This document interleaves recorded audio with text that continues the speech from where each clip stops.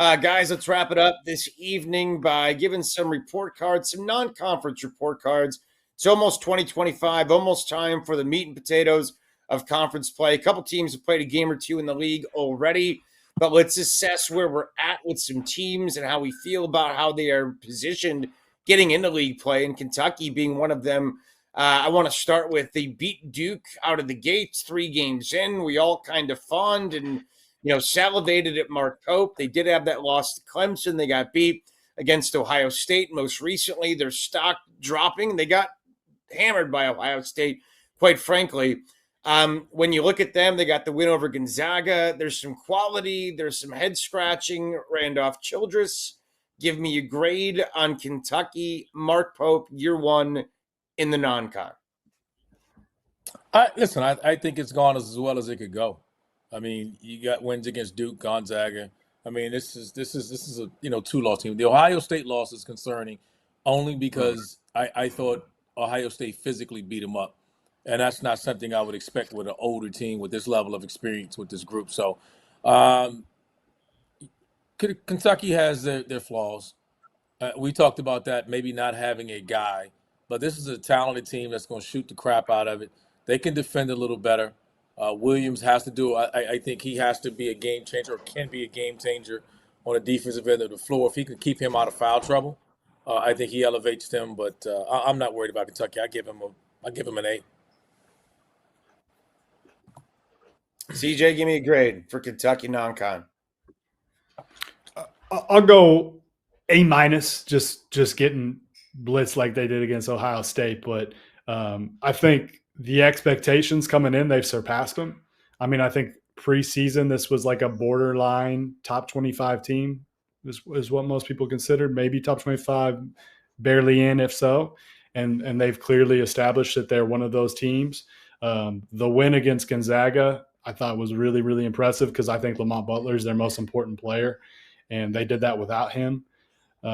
So I think Mark Pope has gotten these, completely new roster, and we talked about kind of role definition with Florida earlier. This is another team that I think guys understand for the most part what they're supposed to do and have really bought in really quickly to how Mark wants to play, and getting a team to be able to win a game like the Duke game early on, win that Gonzaga game, 2 preseason top 10 teams, and get them to kind of come together so quickly.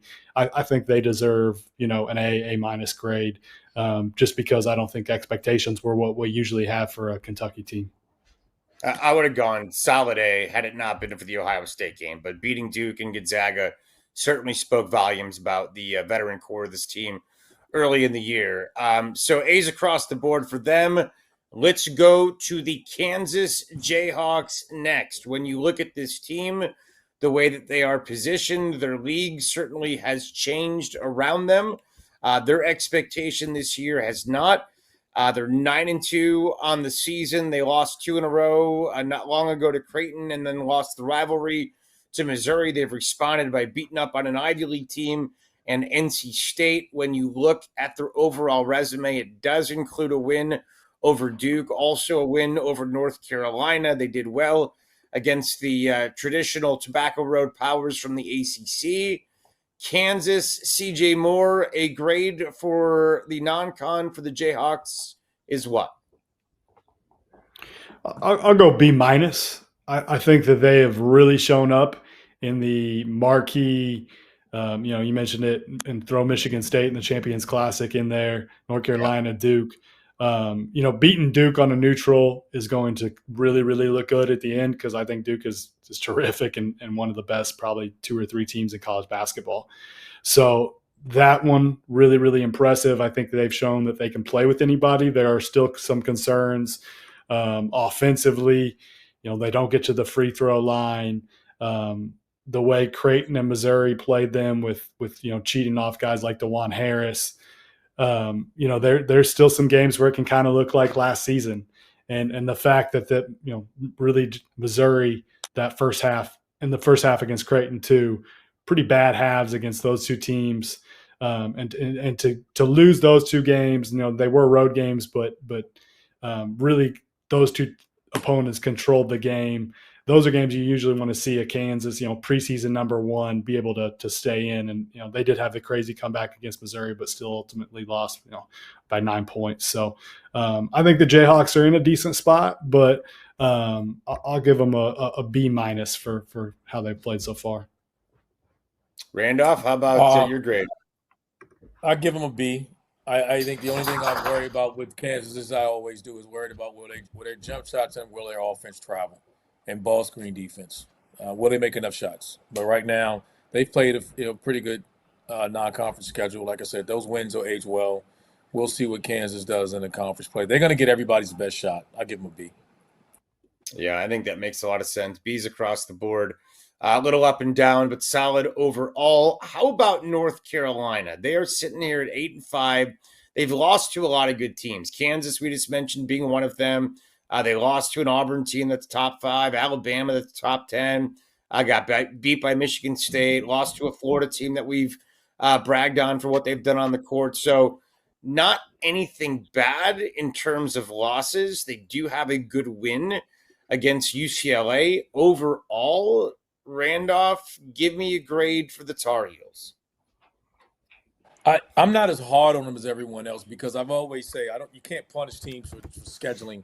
I mean, it's probably the 5th hardest schedule in the country. So did they win any of those games? No, but I'm not going to penalize them totally. So I'm more at a C+ with them because it's Carolina. Maybe a B-, because I do think you can't punish someone who went out and played the best teams in the country. So I'd grade Carolina on a curve. Are they flawed? Yes. Have they shown an incredible ability to fall behind by double figures and show they can come back and beat anybody? They can, but they're also showing leaks in the armor that probably can lose some games in conference that they shouldn't lose. So I'm at it right around a C+, B- with them right now. CJ? Yeah, I'm probably in a similar spot. I'll say C. I think that where they messed up, if you want to give them a bad grade, it'd be in the off season and maybe not addressing the front court more so. And Armando Bacot was obviously really, really important for them, and they weren't able to replace him with anything close to what he was. And I think you if you look back, you probably wish that they'd done something in the portal as far as addressing the inside, the big problem, and that would be a C- probably for their offseason just because of that. But this is a team that I think, like Randolph said, like you can't penalize them too much for playing really, really high level teams. And for the most part, they were in most of those games. Auburn's the one that kind of got away, and like we said, like Auburn, I can get away from you. So wins over Dayton, wins over UCLA, those are two solid wins. So we could say in here a month or so, Carolina could be ranked again, and could be a team trending upwards. So getting that UCLA win was really, really big, had to be big for their confidence going into the conference play.